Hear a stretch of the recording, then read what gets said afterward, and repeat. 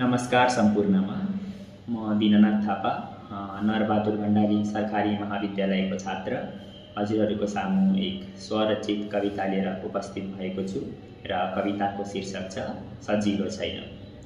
सजिलो छैन।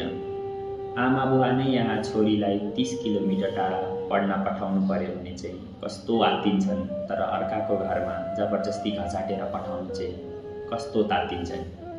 केटाहरू पनि कोमल शरीरदेखि घर लान खुब ताम्सन्छन् अनि आफ्नो स्वार्थको पूर्ति भएपछि उसैमाथि तात्तिन्छन् अनि उसको बाध्यतालाई आफ्नो हतियार बनाई खुसीले मातिन्छन्।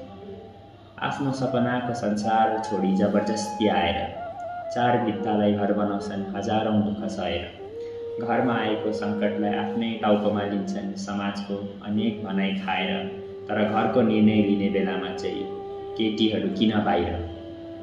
सानो छँदा पखेटा खोलेर उडौँ भने यिनीहरूलाई चरित्रमा दाग लाग्ने डर, तर जबरजस्ती विवाह गरेर पठाइएपछि त झन् त्यो अन्जान बुढाको त के भर। जिउँदै छँदा चितामा जलाउँछन् आफ्नो सारा रहर अनि जबरजस्ती पठाइन्छ त्यो नचिन्ने अर्काको घर। यिनीहरू न त स्वतन्त्र भई आकाशमा उड्न पाउँछन्, जिउँदै छँदा आफ्नो सपना र रहरहरूको क्रिया गर्न लगाउँछन्। अझ पराई धन भनी एउटा विशेष परिचय पो पाउँछन्। उनीहरूलाई जन्जिरमा बाँधेर मेरी त कति संस्कारी छिन् भन्ने गुणगान पुरुषहरूले समाजमा गाउँछन्।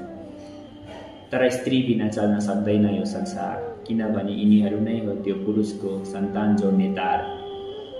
यी पुरुषहरू जताउँछन् उनीहरूमाथि जबरजस्ती अधिकार, यही नै हो हाम्रो समाजको गधाहरूको सबैभन्दा ठुलो हार।